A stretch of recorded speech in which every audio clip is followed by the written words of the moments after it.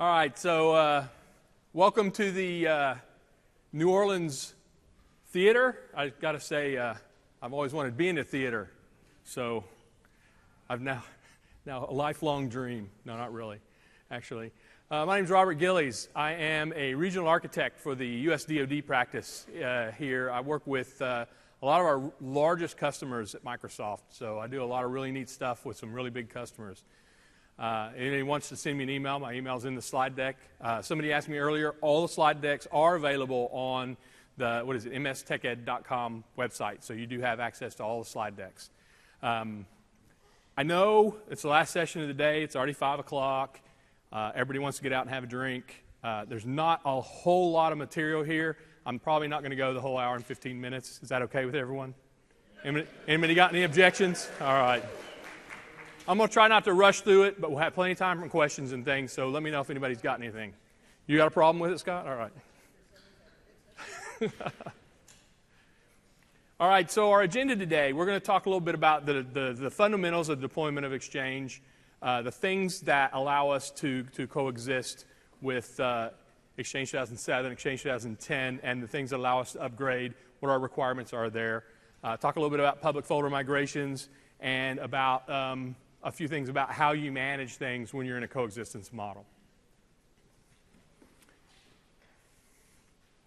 Here's the curtains. I love the curtains.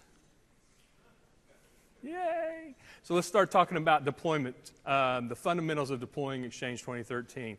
So we've got two coexistence scenarios. So everybody knows when we came out with RTM, we didn't have a coexistence model. We hadn't released CU1, which this slide doesn't really call out CU1, but Exchange 2013 CU1 is required for coexistence with 2010 and 2007.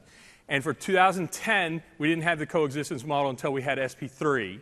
2007, it was SP3 RU10. So you have to have these versions to allow you to coexist with Exchange 2013. So Exchange 2013 CU1, 2010 SP3, 2007 SP3 RU10. Okay? As far as the clients are concerned, our primary client, as always, is Outlook. That's our Better Together client, the one that gives you what we consider to be the best experience as a user. Outlook 2010, 2007, and 2013 are supported. Remember now we're doing Outlook Anywhere only. You don't have the old MAPI RPC connection that we used to have. It's now an RPC or HTTP connection for every client. So this is a difference in the way that you have to think about how your clients are connecting. Typically, some of my customers, because of the security constraints, didn't implement RPC or HTTPS, didn't implement the Outlook Anywhere. You have to think about that and make sure that you remember that now we're moving models. Everything connects to Exchange via RPC or HTTPS, via Outlook Anywhere. Okay? That is a paradigm change as far as Outlook in your internal networks is concerned. We did have some customers that would have that Outlook Anywhere as their only connection model before, but now, I mean, this is required. This is the way Outlook connects. No more will you see the clients connecting via MAPI RPC. We do support Outlook for the Mac and Entourage 2008 for the Mac with the Web Services Edition. Those are EWS clients. And obviously, all the Exchange ActiveSync, IMAP, POP clients that are out there and the web clients for OA are supported as well. So in the Active Directory, we have some limitations as well.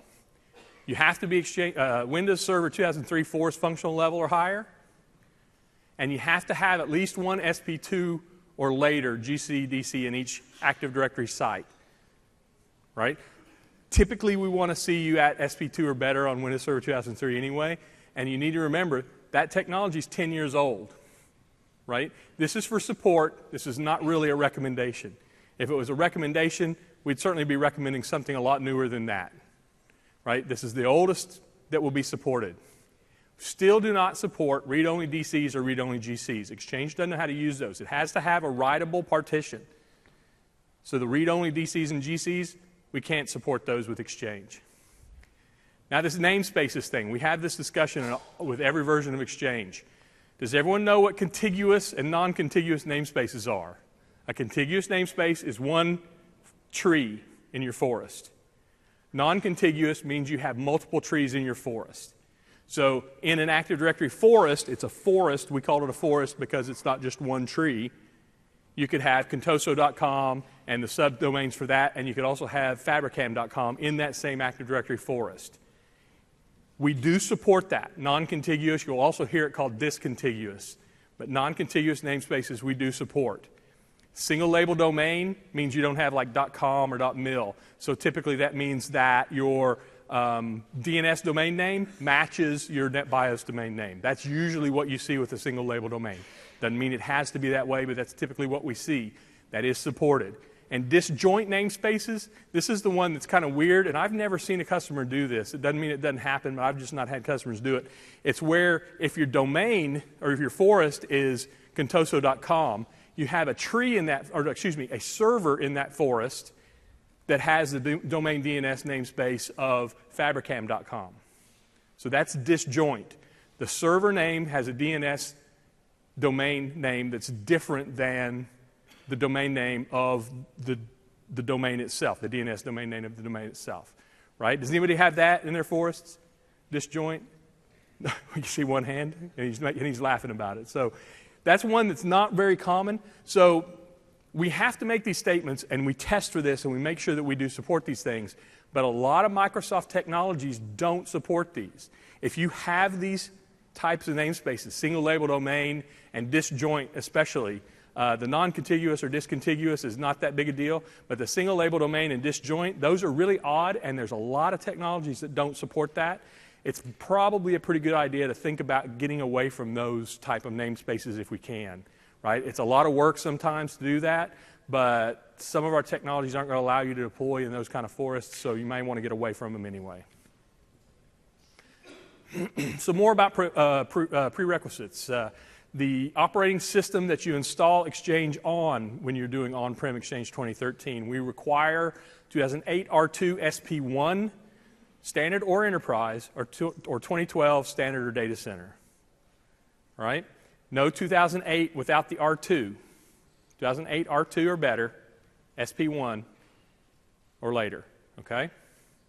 Other components, obviously you've got some special components that need to be installed, IIS and other OS components, the .NET framework. These are normal things. This is all documented in the prerequisites page on TechNet, right? The management framework and UCMA, right? Nothing special there. These are things that just need to be installed before you can install Exchange.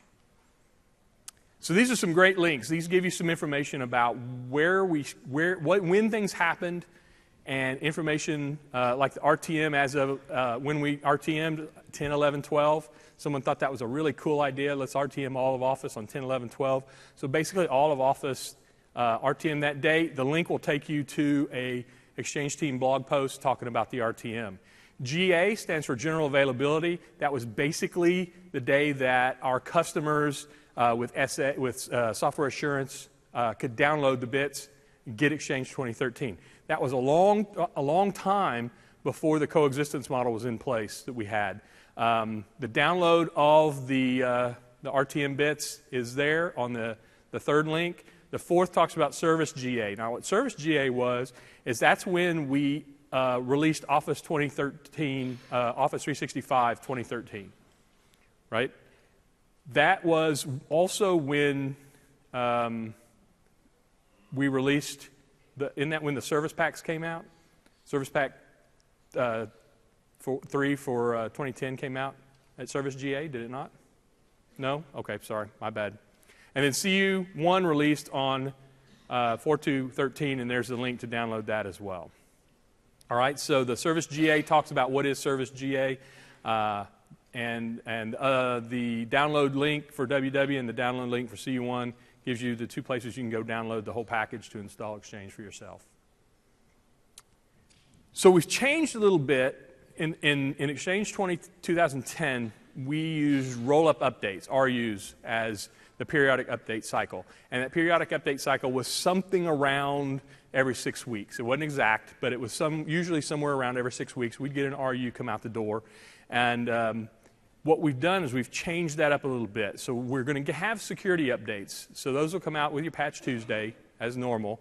And they're really just the security patches. They're the things that need to be fixed for security reasons. And they're delivered, when it says here, delivered via independent packages, that means they're like the normal Patch Tuesday patches. They come out and they fix a specific thing. It's not an entire build of Exchange. Cumulative updates are going to come out quarterly, right? That's 4 times a year. And the version shipped in those CUs is the same for the on-premises customer, for most of you that are out here deploying, as what we're putting into Office 365. It's the same build. It's the same Exchange, right? And each CU is supported for a period of 3 months after the release date of the next CU. Now, that's an interesting statement. And one of the PMs that was reviewing this gave me an idea of what to talk about on this. We say we support it for 3 months after the release of the next CU. So that means quarterly we're expecting you to update.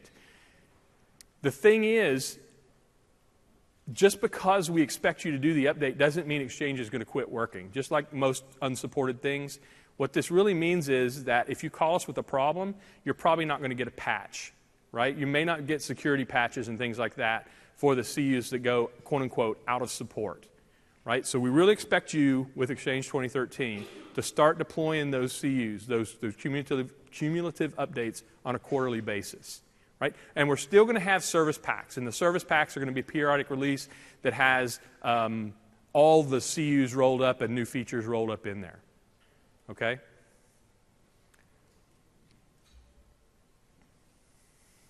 So what are the benefits of this new model? One of the really good things is we feel like it has a better predictability about when you're going to see these releases. 4 times a year, you're going to get a cumulative update, once every quarter.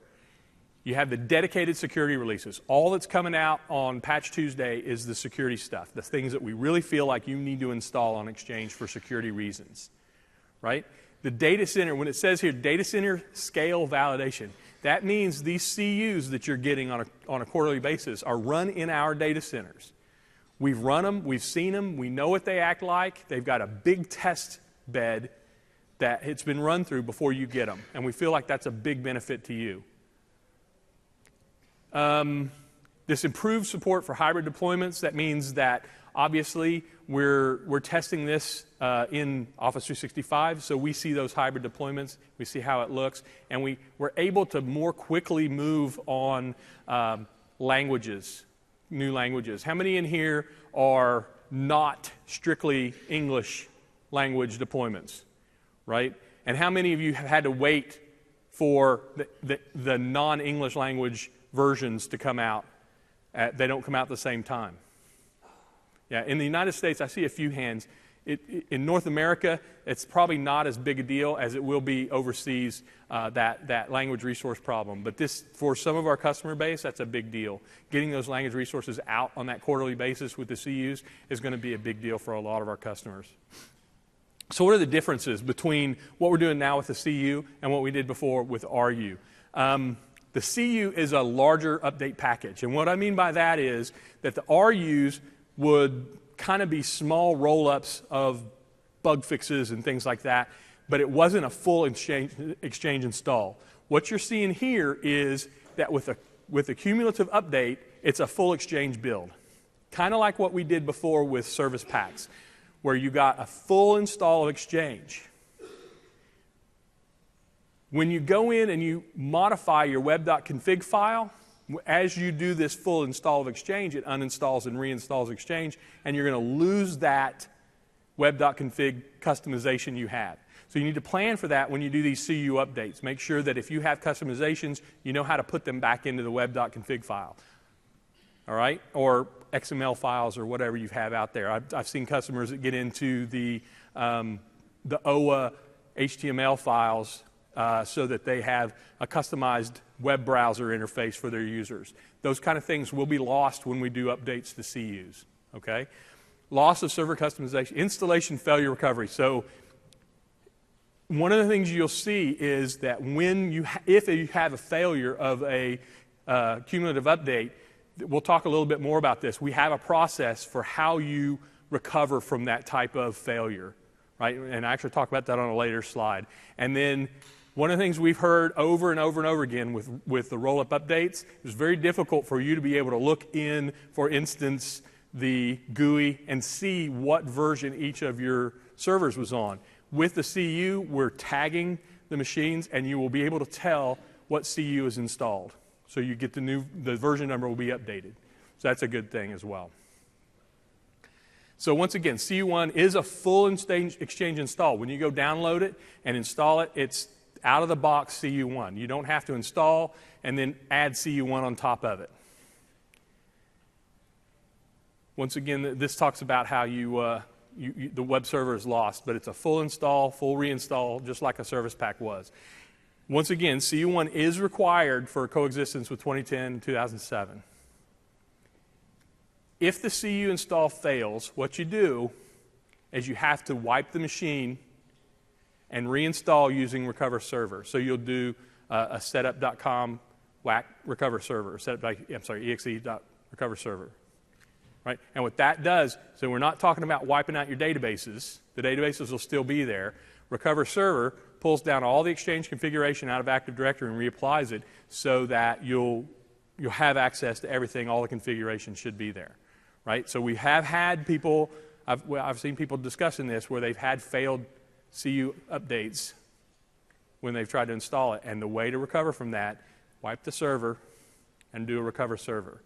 Don't scratch it from the Active Directory. Don't go into ADSI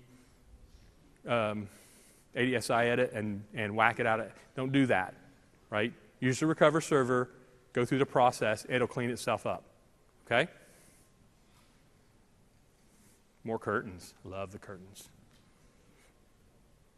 So let's talk about the upgrade process a little bit and coexistence process. So in the coexistence model first, we'll talk a little bit about the functional layering. You've probably seen this in some of the other slide decks.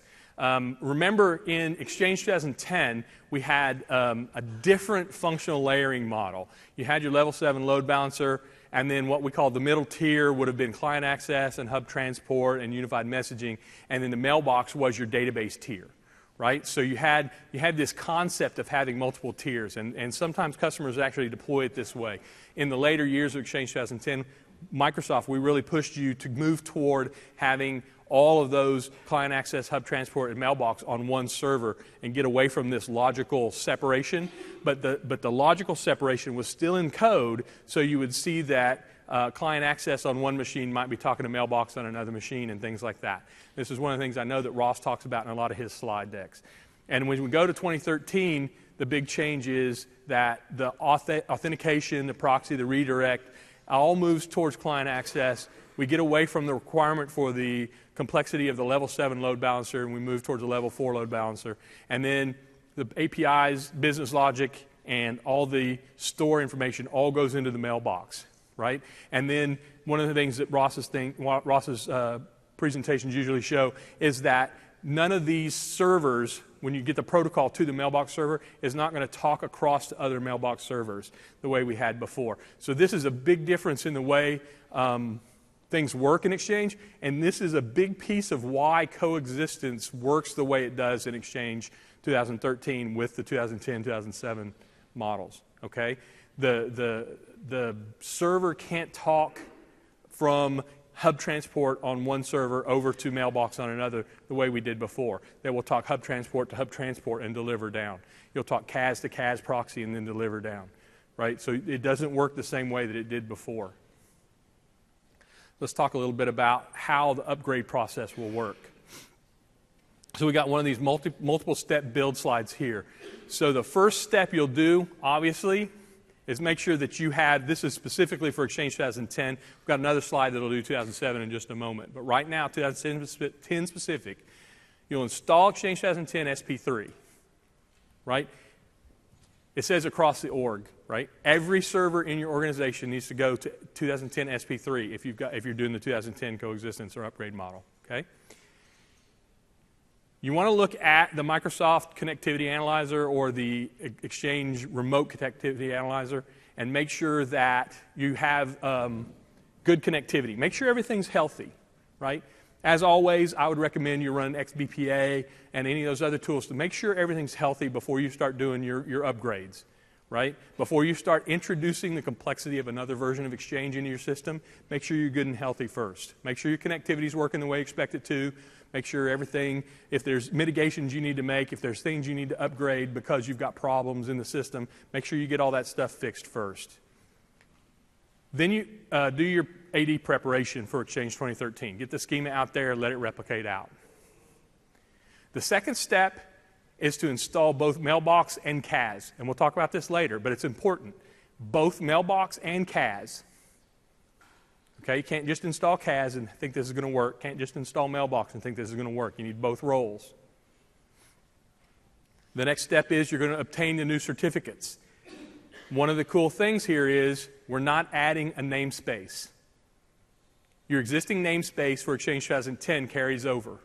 Doesn't have to. There's a lot of talk about going to a single namespace. That's one option. You could reduce down to one namespace. But you don't have to change namespaces if that's not the way you want to deploy Exchange. The next step, you switch that primary namespace over to where now Exchange clients will connect into Exchange 2013 client access and be proxied to where they need to go. They'll be proxied to Exchange 2010 or 2013, wherever that mailbox happens to be. Once again, at this point, you'll want to validate using MCA and Exchange RCA. Make sure that everything connects as you think it should. Make sure that you're not getting errors for those. Also, when we say that, the validations, I forgot to mention before, we do have test commandlets, test MAPI connectivity, test OA connectivity, things like that, that you can run that will let you use those kind of tests to see if things are working.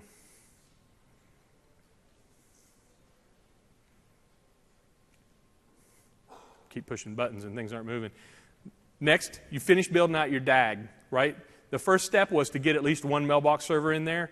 You may need to install more mailbox servers, configure your DAG, build the DAG out.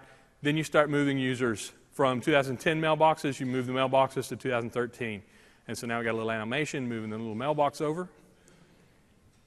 And at this point, it's move into the next site and repeat for additional sites. Right? Anything earth-shattering there? Anybody see anything? Any questions on that? All right, let's go to Exchange 2007 and talk about it. This is very, very similar. A lot of the same things that you saw in the Exchange 2010 are going to happen here. First step, once again, get up to the Coexistence version. Got to get 2007 plus RU10 out there. You got to get them out there, get them installed. Prepare your AD. Deploy a mailbox and a CAS. And then we're going to create a legacy namespace. This is the first difference we see. There is a legacy namespace, much the same way we had between 2010 and 2007. We created a legacy, for instance, a legacy.contoso.com. You see that up there in red underneath the name on the left side of the screen. Legacy.contoso.com. So if your namespace is mail.contoso.com, we're going to create a legacy. Your clients aren't going to go to legacy.contoso.com. They're still going to go to mail in the long run, but you need that legacy for the proxy to take place for 2007. You're going to create the DNS records that are going to allow that to work, and you're going to point the legacy, point the DNS records to the legacy.contoso.com namespace so that when you test it, which is the next step, well, it doesn't say it here, but you want to test it at that point, and you want to make sure that when someone connects to legacy.contoso.com, whatever your namespace is, that they get that connection and those connections work as you would expect. The next, you're going to obtain and deploy certificates. So before I said we're not changing namespaces. Here we need to add legacy.contoso.com to our certificates. We always say you want to keep the smallest number of certificates you can. So in this case, it's going to look a lot like an Exchange 2010, 2007 Coexistence certificate. You're going to have your namespace plus the legacy namespace in there. Okay, so it's a very similar process to what we did with 2010. Then you deploy those certificates on Exchange 2007 CAS. Now, you could have two certificates. One certificate goes on 2013 that doesn't have legacy, or that no, you're going to need that. It says here to deploy it on 2007 because it says also in the first line, obtain and deploy certificates on 2013. Then another line that says deploy it on 2007 as well. So remember, you got to put this back on 2007. So what you got to remember though, you don't want to take the old one the old namespace is out of there. The mail has to be in there on the 2007 because your users are still connected to 2007 under mail. You haven't moved the DNS over yet. So you need to have all those namespaces on 2007 so that when users connect to 2007, they're going to get, as mail.contoso.com, the right certificate, and the certificate's going to be okay. But then when we move the pointer over and they're going to be redirected and sent over to legacy, you want that to work as well. Right? So you got to have both those names on Exchange 2013 and 2007. Then you switch your primary namespace. This is your DNS. Change it to where when you go to mail.contoso.com, it goes to 2013. And then validate that connection using MCA, Exchange RCA, and you'll see that the 2013 does redirect you over to legacy and everything works. Then you build out your DAG once again and start moving mailboxes.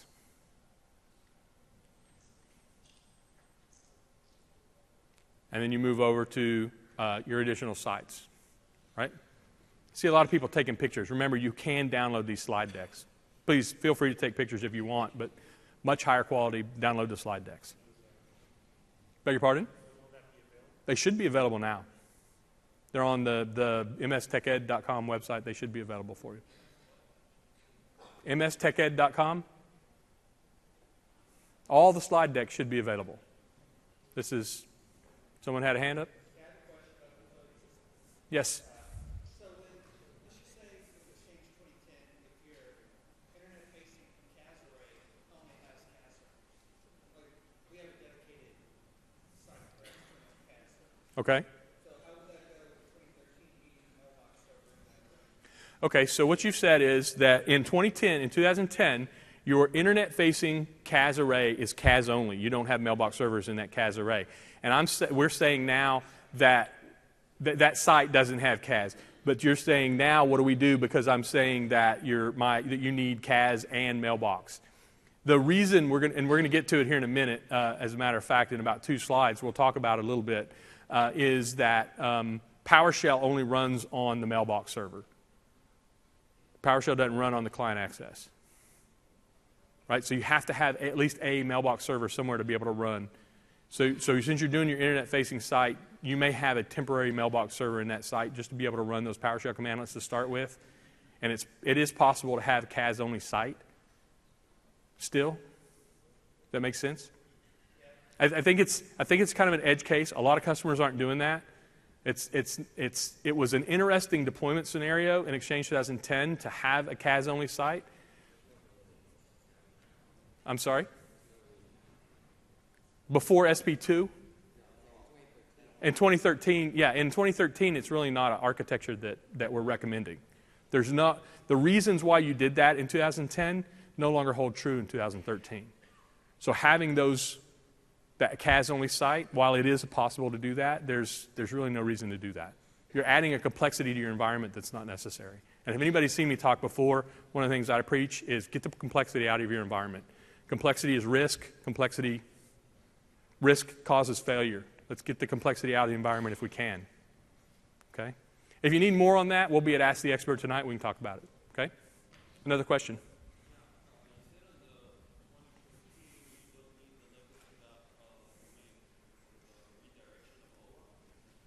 So the question was around the legacy domain on 2013. So for Exchange 2007, if you're going to be in a coexistence model 2007, you need the certificates to have legacy in there, and it needs to be on both 2007 and 2010 because when they connect to the 2007 CAS, it's going to look at the SSL, and it won't. That's where your SSL termination point is, and you need to have that there. Okay. So legacy. So the question is, does it do redirection to 2010 automatically? 2010 coexistence with Exchange 2013 does not require a legacy namespace. Okay? 2010 coexistence does not require, the legacy namespace. Okay? It will automatically proxy, not redirect, it'll proxy you to Exchange 2010 client access. Not for Exchange 2010 Coexistence. 2010 Coexistence, you will get your Exchange 2010 OA if you're in a 2010 mailbox. It'll look like Exchange 2010, even though your first connection comes into 2013 and is proxied over.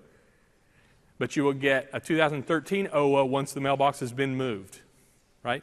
Only for Exchange 2007 Coexistence do we need that legacy namespace, okay?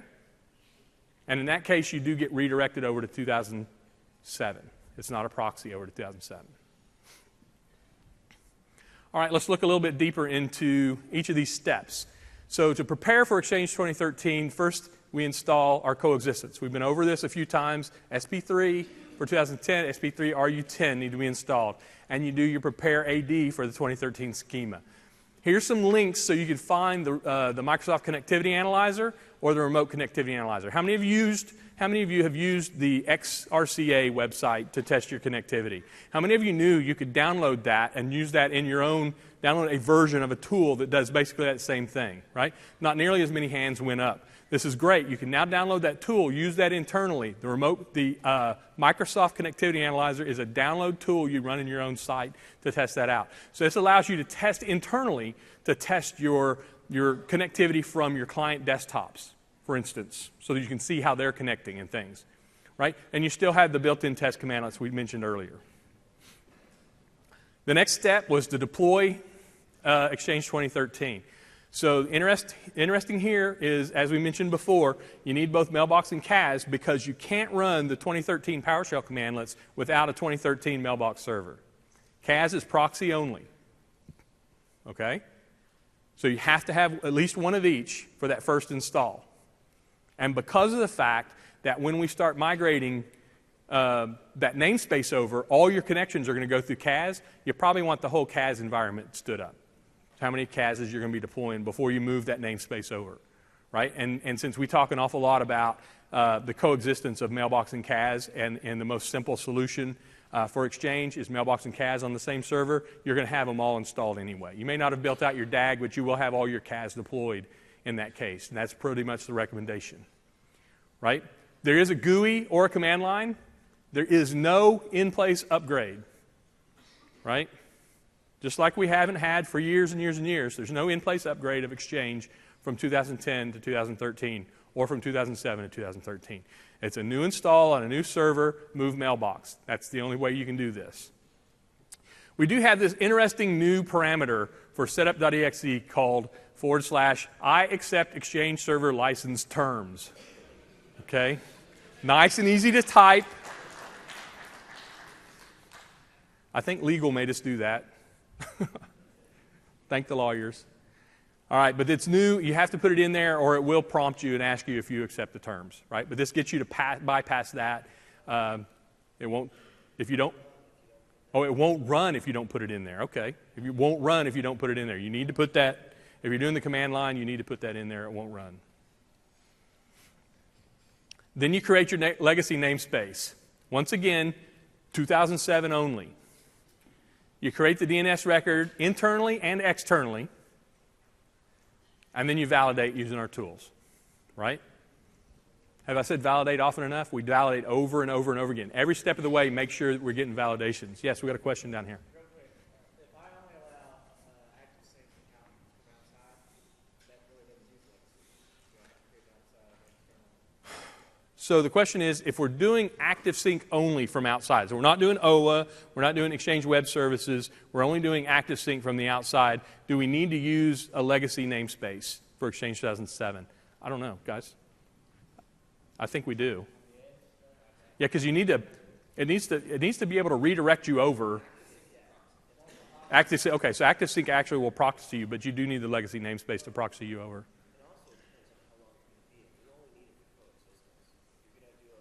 Okay. All right. Yeah. So Scott says it really depends on how long you're going to be doing this. How long is your coexistence period going to be? If you right. So Ross says, number one, you do need the legacy namespace. No, you don't. You just reproxy. Oh, Lord have mercy. I've got this all wrong now. Okay. So just to confuse things more, step back. All right, so you don't need the legacy namespace for active sync. It will proxy you over, right?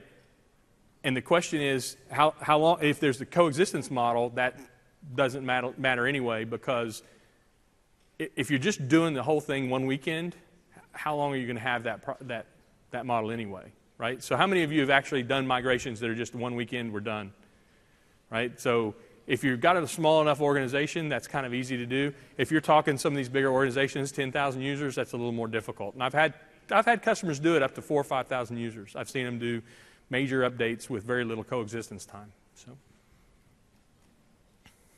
did I confuse you enough with that one? Sorry for the confusion. So, obtain and deploy the certificates. So, we should have caught this before it came out here. Recommended practice is, not best practice, recommended practice is minimize the number of certificates. All right, so if you're in Exchange 2007 coexistence mode, get one certificate that has legacy in it, has mail in it, whatever other names you need to put in there, right? Minimize the number of host names. Don't have a name internal and a name external, right? We've always believed that the security through obscurity is not the greatest way to do security. Having an internal namespace is probably not that great an idea. It's not going to really save you a whole lot in security. So have mail.contoso.com used internally and externally, legacy.contoso.com used internally and externally. Okay? Reduce those numbers. Use split DNS for that. Don't list your machine names in your certificate names, in your SAN certs. Right? There's no reason to have fully qualified domain name of server1.contoso.com and server2.contoso.com and server3.contoso.com. Right? There's no reason to do that. You don't need those names on the certificates. So don't do that. You need your legacy, you need your mail, and an auto-discover is really about all you need, right? And use those subject alt name certs. It's the same certs we've been using in the past, so there's nothing new. If you're an Exchange administrator for 2007, 2010, you've had to get these subject alt name certs anyway. You know what we're doing here. There's a great certificate wizard in the Exchange admin console. It gets better over the years how we do these certificate wizards. It's very powerful. It's very good. It's really the way to go rather than trying to manually generate. That's one of the things I'll do is use a certificate wizard instead of trying to do it with commandlets. Most stuff I'll do commandlets to manage Exchange servers, to do things with my Exchange servers. But with the certificates, I'll use the certificate wizard. It's a great wizard. And what's really cool now is that within a month of when your certificate's going to expire, 30 days actually, which is about a month, it'll pop up EAC. When you go into Exchange Admin Console, it'll pop up and it'll tell you that you got a certificate. I think there's a question up in the back, and I am not going to be able to hear you. So can you please come to one of the...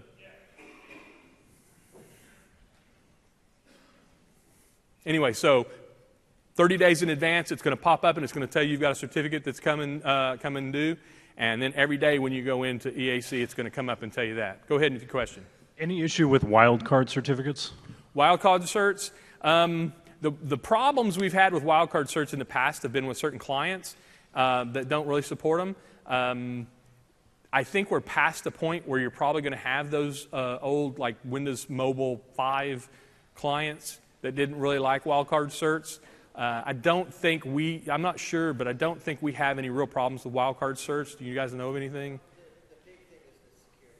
Yeah, I was going to say your security guys will probably have problems with them, but I don't think that technically, on the technical side of the house, I don't think we have problems with wildcard certs. Okay, thank you. Your security guys, typically my customers, the security guys aren't going to let you do that. If your security guys are good with that, the problem is, as Exchange administrator, we're going to create a certificate and we're going to leave it laying around somewhere, and then that's a security violation. If you've got good, tight control of your certificates, wildcard certs are okay, and if your certificate security guys are okay with that, then technically we don't have problems with them. Anything else real quick? Down here in the front again.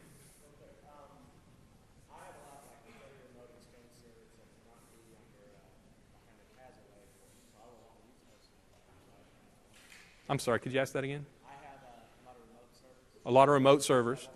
Yep. Yeah. So okay. So if you've got the question is, do I need a certificate for these servers that aren't really in CAS arrays? If you've got users that are going to connect to them using the client access servers there under those names, somehow you're going to have those names on. So if you've got a branch office scenario where you've got a lot of branch offices with Exchange, say you've got 30 branch offices and you've got an Exchange server in each of those 30 branch offices, and that's where the users are going to connect. They're going to be connecting over an HTTP type connection, they're going to need a certificate. So your namespace planning is not going to be as trivial as if I have 2 physical locations or 3 physical locations, right? We could still do one of these things where we have a single namespace and things work like that, but then users are going to be going out to connect sometimes and coming back in, and you may not like that very much. So you may need to have a much more complex namespace. That's okay. The reason we start with this and say minimize the number of certificates is for simplicity. Sometimes requirements drive us away from simplicity.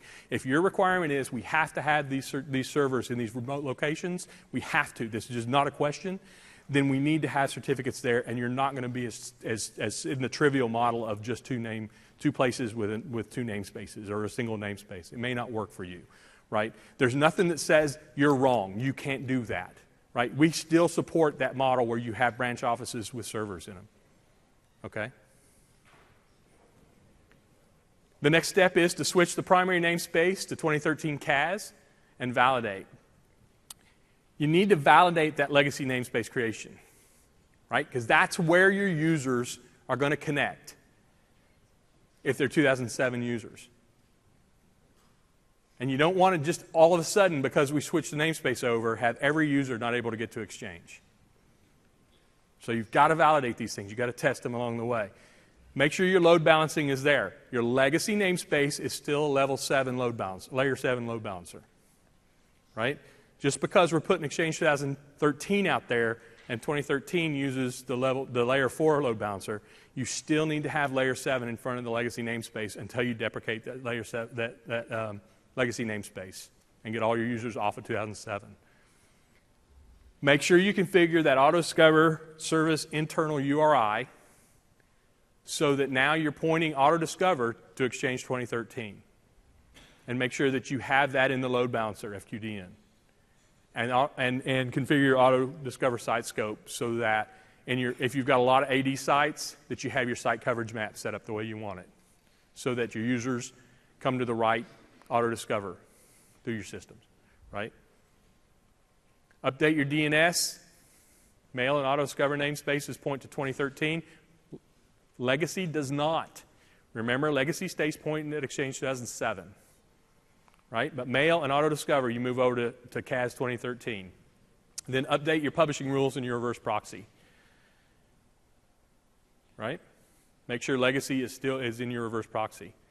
And once again, MCA and XRCA to test that. Moving mailboxes. So we've got some new migration services. Right? We have better orchestration. I love that term, orchestration. We have a better way to provide batch management and things like that. It has better migration reporting and better retry semantics. Okay? New commandlets, the new migration batch and get migration user statistics. I think that Yap is talking about these more in his session, which I could tell you to go attend that, but you'd have to leave and go do it because he's presenting it now. So go out to TechEd, the msteched.com, and download his presentation. I think he's talking more about the actual semantics of how you do the mailbox moves. Right? I think he's going more deep into that. Obviously, all these migration services, these new migration services, are available from the admin console.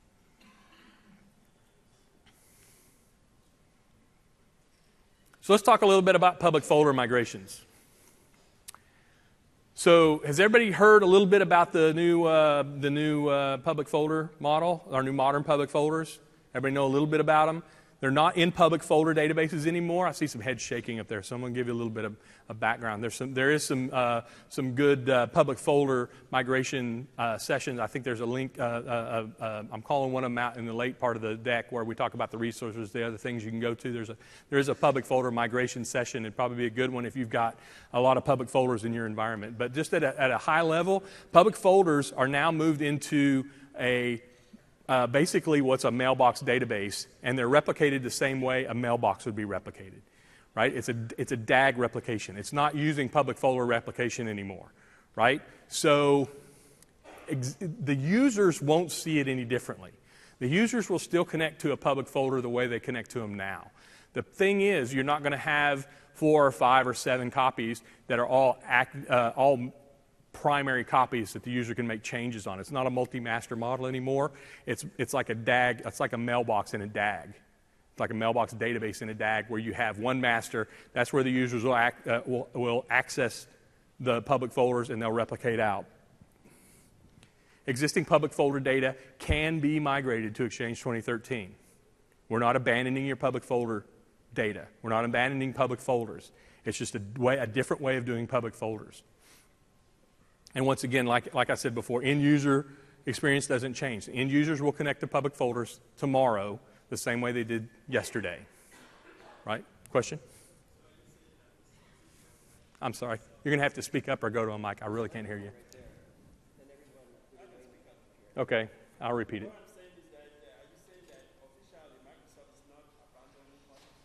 Okay, the question is, am I saying officially Microsoft is not abandoning public folders? Public folders, the way you've seen them in the past, are supported on Exchange 2010 until Exchange 2010 is no longer supported. Public folders, the way you see them on Exchange 2013, which is different, but it is still public folders to your user, will be supported as long as 2013 is supported. Microsoft is not abandoning public folders. We've not said, well, I shouldn't say we've never said. We did say at one point, which we made some statements that were taken as we are going to not ever do this again, and we very quickly came back and said, wait. We're not abandoning public folders. We still, to this day, will have public folders. Our support model says Exchange 2013 will be supported at least until 2023. That's our support model. Public folders are here to stay at least till 2023. Okay? That's the support. Is that our support model? That's as official as it can get. Our support model officially says 10 years from the release date, they'll be here until we no longer support it. I guess I should say 10, 11, 20, 22. Or whatever the general availability date, you know. So it's sometime late in 2022 is when 2013 goes out of support. So we will be supporting them at least until then.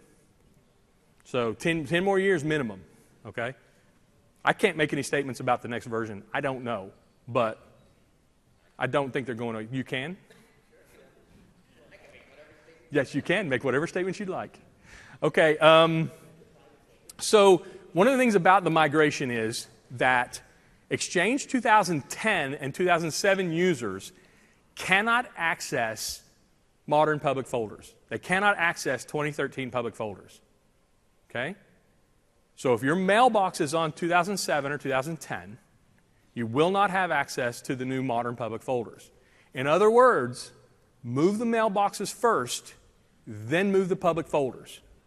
That's all it means. Move all your mailboxes to 2013 first.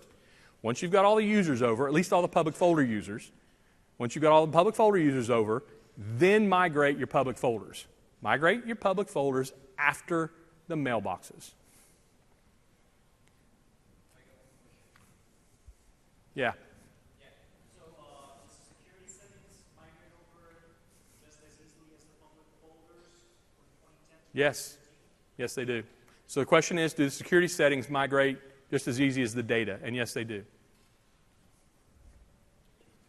Right? So the migration is a cutover. And we'll talk a little bit more about this. But data is replicated, much like an online mailbox move. Users are still accessing the 2007 or 2010 public folders. Data is replicated. You've got a terabyte of public folder data. It's going to take a while for it to replicate. And then at some point, we make the decision, we raise a flag, disconnect everybody from the Exchange 2007 or 2010 public folders. And then when we lower the flag, they connect back to the 2010. So the next slide, we actually talk about that a little bit better. Analyze, we have some scripts, and there's not a link in here. I thought about this about an hour ago while I was reviewing this. I thought, we got a lot of really good links in here. We should have had a link to the scripts. But there's some scripts you can go out, you can search for them. There's some documentation on how to do this. Beg your pardon? They're in the box. Okay, so those scripts you can go out and you can download them as well. You don't need to, but the scripts are in the box. Analyze the existing public folder hierarchy. It'll tell you how many copies, how many different public folder mailboxes are recommended in your environment. Right? So we got the tools to help you size it, to help you figure out how many mailboxes you need. When you start that copy of the public folder data, like I said, the data is being copied and the users will be accessing the legacy. And the data migration happens in the background while they're using that data. And then there's that short downtime at the end where we raise that flag, disconnect everybody from the old, and then reconnect everybody to the new. You can switch back, so there is a fallback position, but once you switch the users over, it's a one-time switch over. Once you switch them over, and they start making changes in the new public folders, in the modern public folders, in the 2013 public folders, if you switch them back, any changes that have been made on the 2013 public folders are lost on 2007 or 2010. So you need to be aware of that. You need to understand the implications of that. If you have mail-enabled public folders, you need to remember that if I'm sending mail to a public folder, only one public folder can receive that mail. Okay? So if I'm sending to team as my public folder, there's only going to be one recipient at contoso.com that can receive that.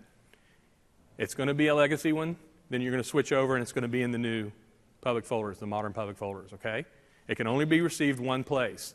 The thing is that when we lock to do that last step of the migration, if you've got mail going to those public folders, it's going to hang up in the queues. And if you try to force connection or message retry or something like that, it's not going to fix your queues. What you have to do is restart the transport server on the servers that have those stuck messages, and then they'll reconnect to the other public folder, the new public folders on 2013, and they'll deliver at that point. Okay? Does that make sense? Why is that? I'm not sure I have an answer for why that is. It's got to change. It says I'm delivering it to 2007.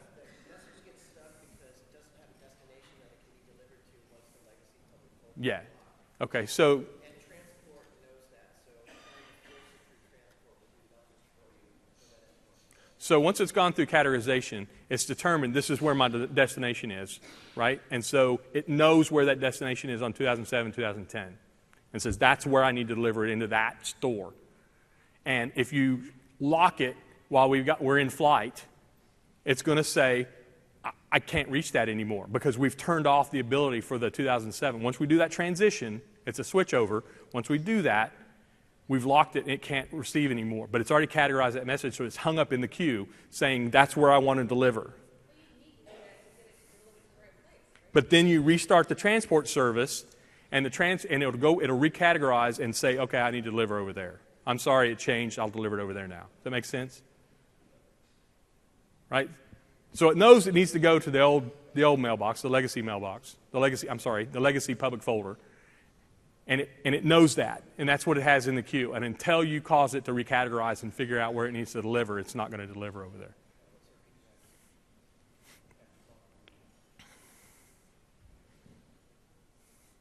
So what about managing coexistence? So this is pretty simple. Exchange 2013 mailboxes are managed through the Exchange admin console. You can view the legacy mailboxes, 2010, 2007 mailboxes, and most properties can be updated. There's a few limitations. If you need to get into those few limitations, you're going to have to go back to Exchange Management Console or the Exchange 2007 scripting to do that, right? So you'll be able to do a lot of your management through the new Exchange Admin Console, but not everything. All right? I think we're at the summary, which says updates are required for coexistence. We knew that, right? We told you can't coexist until we get these out. This has not been a secret from the day we released. We need that legacy namespace for 2007. EAC's certificate management is certainly improved. It's a great management tool. and public folder migration is cut over, right? It all happens at once. Everybody's using legacy, and then you cut over and everybody's using the new ones. Question? In 2007 to 2015 migration, late, we've got late 2010 money and not the upgrade. So the question is, I've got 2007. I'm upgrading 2013. I've got Link 2010 running. We're not upgrading Link 2010 at this time. Do we have concerns for the UM role? You're going to have a new UM role. You're going to have to rebuild your pointers over to the UM servers. So you will have the concern that you have to do that. It is well documented how to do that. Okay? Question here. Any tips on journaling? I don't have any right now. Come to Ask the Experts. I can find you someone who has answers. I'm sorry I don't have those answers right now. I know we had tips on journaling. All right, Scott has journaling tips and tricks in his tips and tricks tomorrow. Or catch him tonight. Now here, this is the coolest part of the whole presentation. Is when the little bird flies off. Now, Scott showed me this one. Here's the really cool part, is when you fly it backwards in. That's cool. All right. All right, so any more questions? Yep, up here. Got one here. I know. Yep.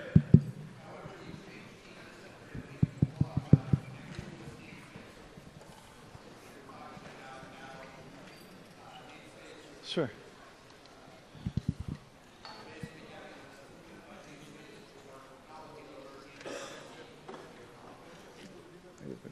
Okay, so the question is, we've got a new blog article that came out just recently about ambiguous namespaces, and I talk about simplifying namespaces.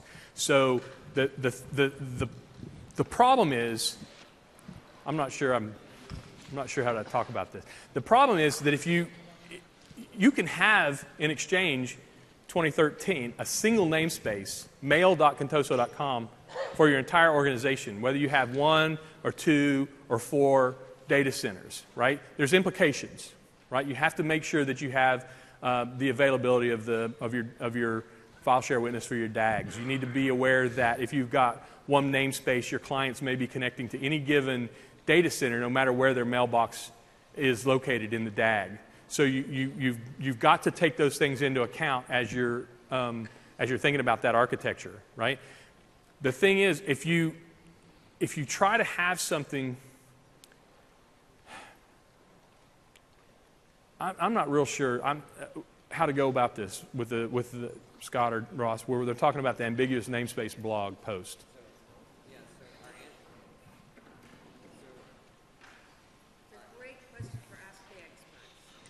That may be a good idea. That's a great question. Yeah, okay. Art.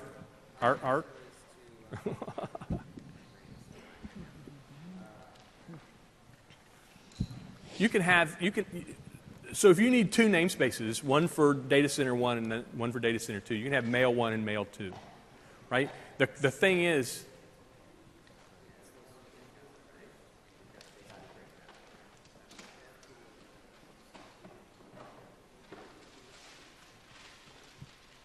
what?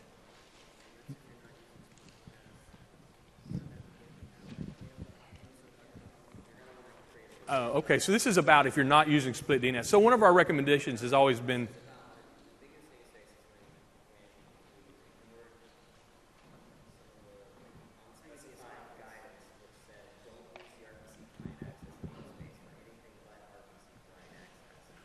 Okay.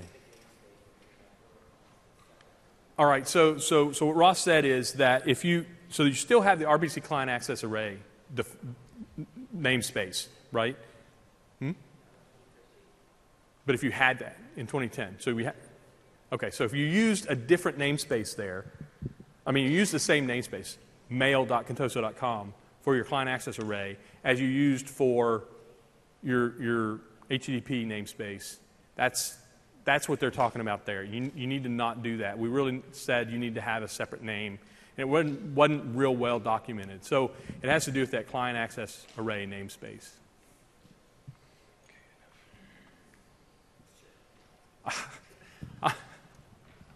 I'm sorry. Yeah, go ahead. Hopefully, yeah. Let's just throw me a softball here. Thank you. Appreciate you guys.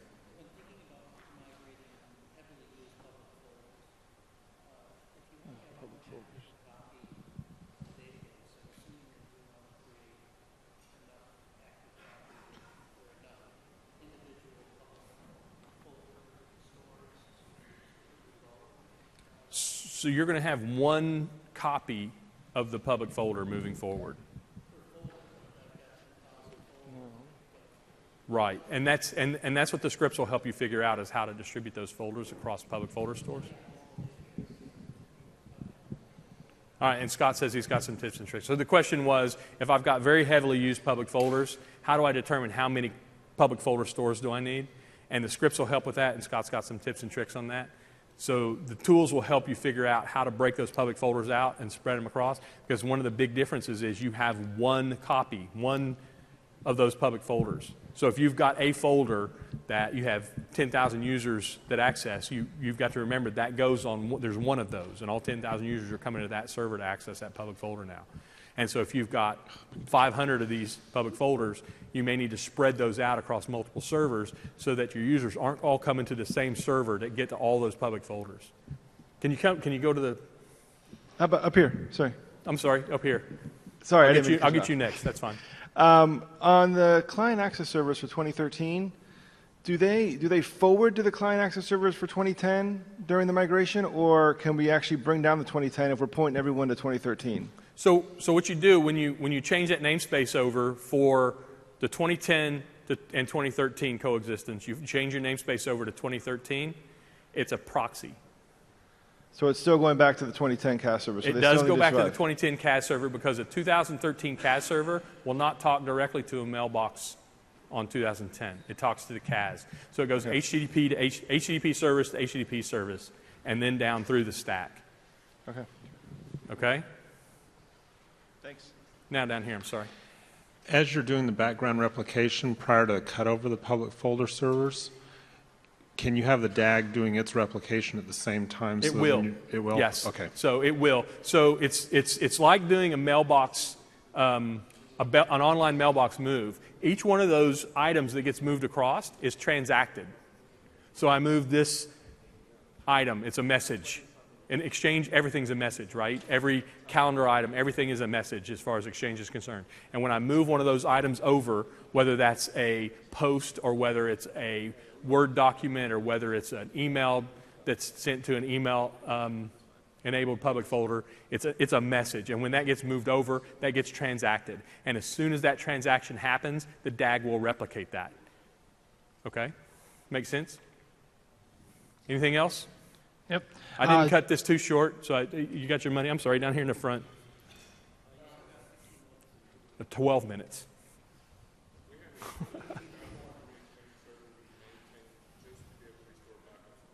So, okay.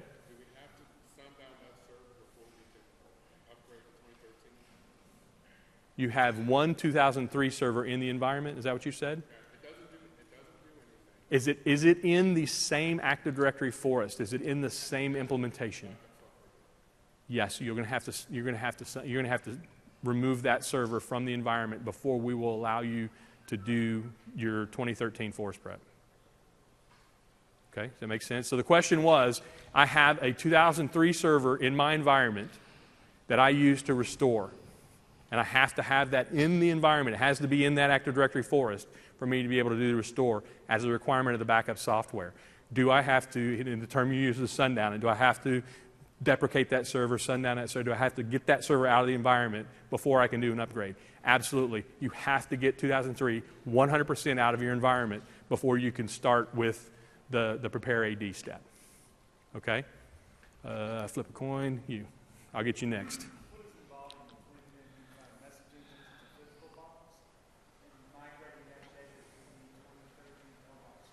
So The question is for unified messaging, and I've got to tell you, unified messaging is my worst part of Exchange, my most unknowledgeable part. But there's configuration in whatever you're using, your Cisco or your Link or whatever it is, there's configuration that says, there's how we talk to that server. And when you move over, it's now in the mailbox role. It's not a separate server, but you have to repoint it over. There's configuration in Link or whatever to move that over to where it knows I need to be connecting to those servers now, right? It's documented. Yeah. Yeah, basically you got to rebuild your whole dial plan, I think.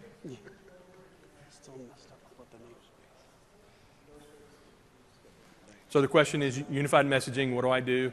It's basically building a new dial plan. Some things will move easily, some things won't. I'm sorry, who was right here?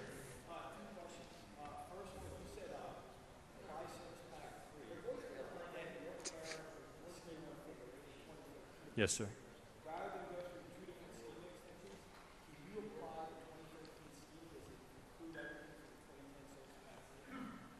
So the question is, in the directions we say that you need to upgrade 2010 to Service Pack 3 across the board, but you would like to be able to say, can I just apply the 2013 schema? And no, you cannot do that. Before we'll allow you to do the Prepare AD for 2013, we need to have all those servers at 2010 SP3.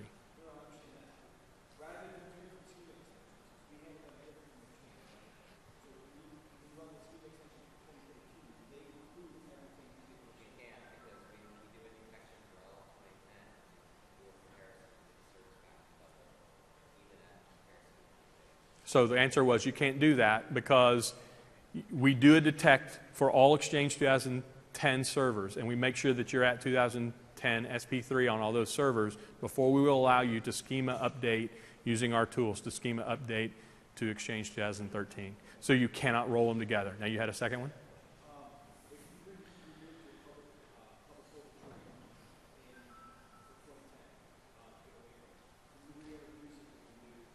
So the question is, if you removed your public folder tree in 2010 and we want to reintroduce public folders into our environment in 2013, can you do that? Absolutely. Yes, you can. Yes, you can. There's nothing to block you from bringing public folders back.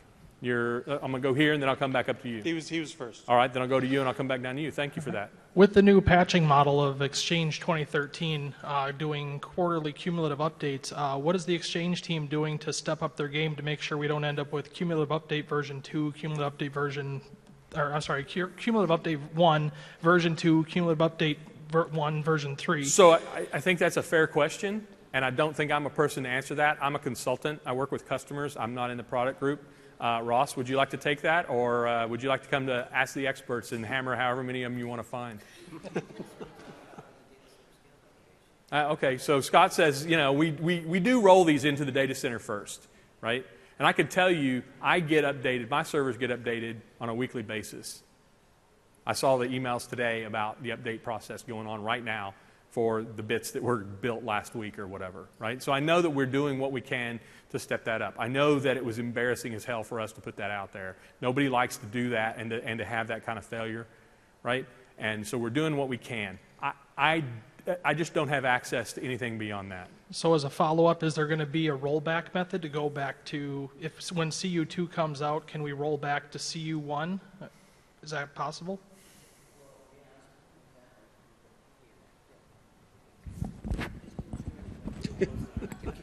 Come here, Ross. Hello, sexy. So to answer your first question, we're doing a lot of things to improve our patching process internally. We've increased our test pass matrix. We're actually, now that we're doing cumulative updates in the way that we're doing with full builds, we're actually running through a more rigorous test pass process. That includes a lot more tests. We're also looking at just beyond the automated tests, which is where sometimes we miss certain cases. Like one of the roll-ups when we had the issue with an Outlook bug that prompted was because we didn't validate Outlook in a particular scenario. So we're doing that. We also are deploying the builds, as Scott mentioned, in Exchange Online. So we are getting some validation through there. Like the build that will ultimately become CU2. Prior builds of that have been running in the service over the last several months. So the service isn't necessarily the service is not a guinea pig, but it's also the comments that are made that it's deployed in the service first is kind of a misnomer because the service is sometimes running a later build than what will actually be shipped on premises. So there is a sort of difference there. But we do get validation logic of new functionality in the service. We also do significant testing in our Exchange dog food forest. And I've currently set up the plans for how we deploy CU2 in that as of last week. So we are working to help reduce the pain that we've introduced in the past 2 years with some of our service updates. But that's not to say that we won't ever make a mistake again and ship a bug. So, yeah, so to address your second question about rollback plans. So because it is not a patch file, there is no uninstall. The service pack either is going to complete it, I say service pack, it's CU, but you can think of a CU as, the setup process is exactly like a service pack. There's no rollback for a service pack. If the service pack fails, depending on where it is, you can't do a server recovery. And you'll have to take those databases and do a database restore on another server through a recovery database and extract that content, if that happens. But this is a... But beyond that, setup succeeds Yes. if you don't like it or it has a bug. Yes, beyond that, which is the typical case. Yeah, which the rollback plan, if setup succeeds and you don't like the functionality for whatever reason, you stand up a new server, you move mailboxes, which is exactly what you would do in 2010, going Service Pack 1 to Service Pack 2 to Service Pack 3. Potentially. In the future, you could do that, but if we introduce a database schema change... Yes, so they really well, should that's why I'm saying move they really mailbox. should do the It's moved uninstall, mailbox.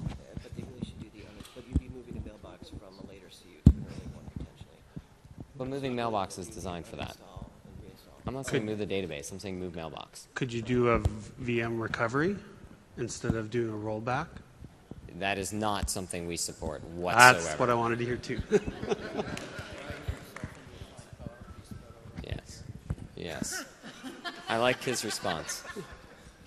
One question. Yeah, next question. Sorry, it's back to the namespace stuff. I've got a very simple, small N 2010 server with an internal Active Directory domain matching the external domain name. Do you guys recommend that? So or should I rebuild my Active Directory with a Your internal, .local? your Active Directory is named contoso.com, Yeah, and then your external is the same thing. and then your external DNS name is contoso.com. Yeah, on the internet. So Do you recommend that? I don't know 'cause why I'm not to getting recommend so many that. different I know a answers. lot of customers that do that. There's no reason not to do that. Okay. Our internal Active Directory I at just Microsoft. wanted to clarify that. Our that's internal all. directory at Microsoft is Microsoft.com.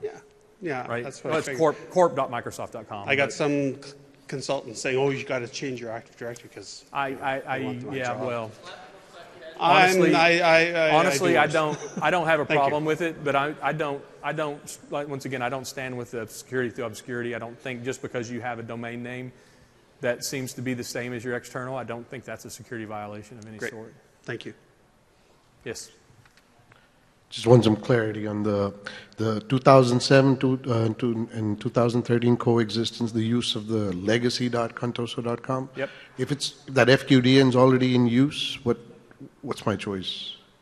Legacy is just a name we use. It doesn't have to be legacy. It could be. Oh, it's something I can choose at the time you of could install? call it rgillies.contoso.com and it would work. Okay. It could be anything as long as you publish it correctly and go into your commandlets and set it up right. Legacy there's nothing magic about the name legacy. We call it legacy because it's simple. Oh, I see. And it tells what it means. But there's nothing magic about that name. There's no coding to legacy. It'll take whatever. That's an attribute. There's an Okay. attribute At the you time set of up install, when you I set get up that when you choice? set up OA Okay. and things like that. Yeah. You'll set up that legacy. Okay. Okay. Mailbox.olddomain.com. Okay. All right. Yep.